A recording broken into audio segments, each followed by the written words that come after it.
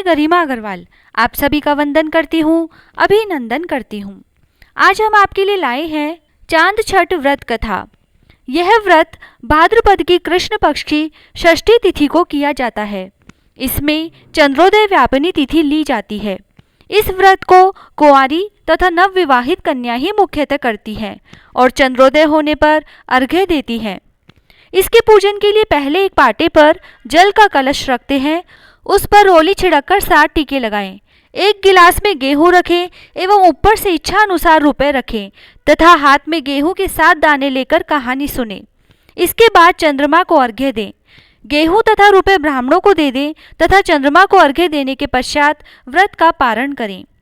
तो आइए सुनते हैं चांद छठ की व्रत कथा। एक गांव में एक सेठ सेठानी रहते थे। उनके एक बेटा था।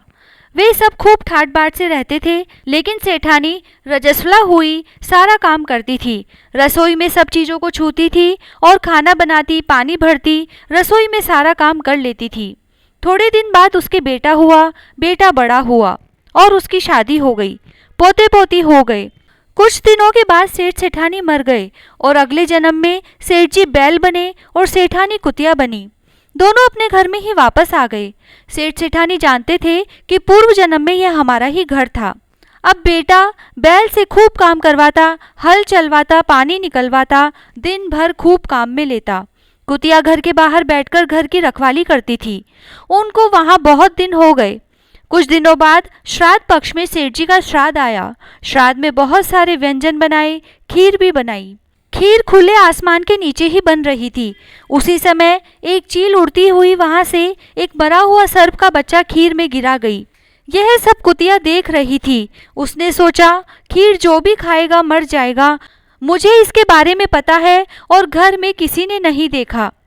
इसीलिए जब बहू उधर आई तो कुतिया ने उठकर खीर में मुंह दे दिया। बहू ने देखा तो डंडा लाकर कुतिया को खूब मारा, जिससे कुतिया की रीढ़ की हड्डी टूट गई। वह बहुत रोई। जब रात हुई तो बैल और कुतिया दोनों एक जगह बैठकर बातें करने लगे। कुतिया ने कहा कि आज तुम्हारा श्राद्ध था, तुम्हें तो भरपेट भोजन मिला होगा। बैल बोला, आज तो कुछ भी नहीं मिला।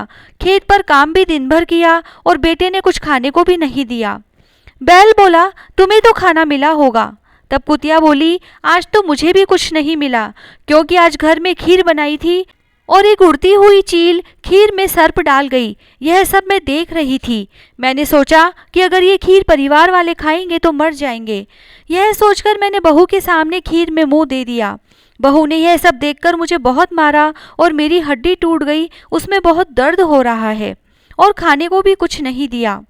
दोनों की यह बात बहू ने सुन ली और उसने बैल और कुतिया की बातें अपने पति से कही। सेठ जी का बेटा पढ़े लिखे पंडितों को बुलाकर पूछा कि मेरे माता पिता किस योनि में है।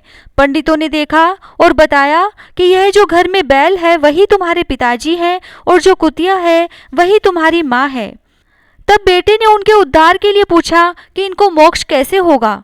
पंडित जी बोले कि भादवा की छठ को कुंवारी लड़कियां चांद छठ का व्रत करती है और रात को चांद को अर्घ्य देती है।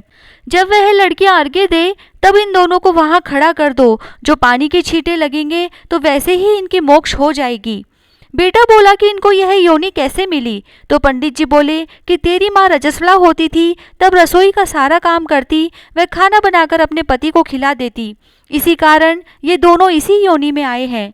तब साहूकार के बेटे ने अपनी लड़की से व्रत करवाया और रात को अर्घ्य देते समय उन दोनों को खड़ा किया। नाले में से अर्घ्य का पानी आया और दोनों उस पानी के नीचे खड़े रहे।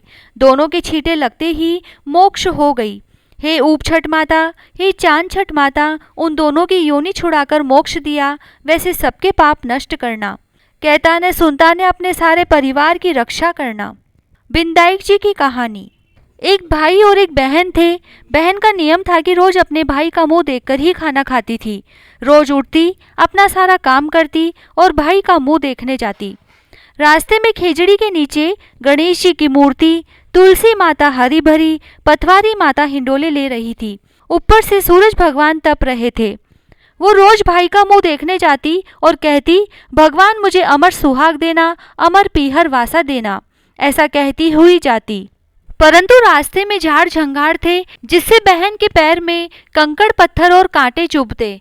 एक दिन घर जाकर भाई का मुंह देखा और बैठ गई। भाभी ने पूछा, बाईसा पैर में क्या हुआ? तो ननद बोली, रास्ते में कांटे कंकड़ चुभ गए। ऐसा कहकर वह वापस अपने घर आ गई। भाभी ने अपने पति से कहा कि रास्ता साफ करवाओ, बाईसा के पैरों में कंकड़ चुभते हैं। भाई ने पूरा रास्ता साफ कर दिया।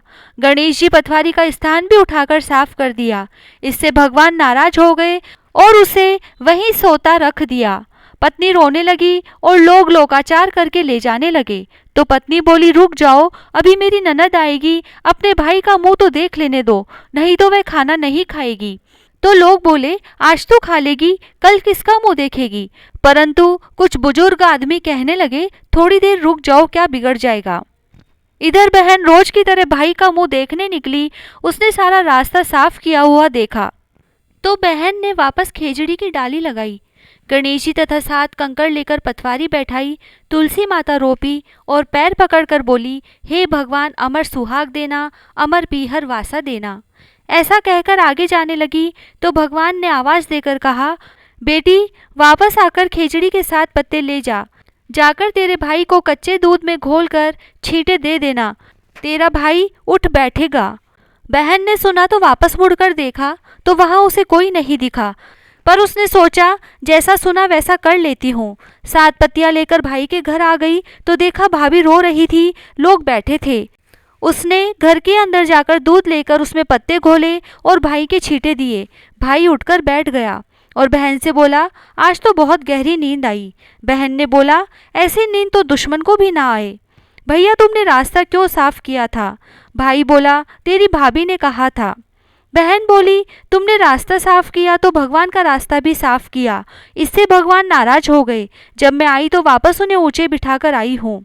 भगवान ने मेरी सुन ली, वैसे सभी की सुनना, सभी की लाज रखना, अमर सुहाग देना, अमर पीहर वासा देना। जय श्री राधे।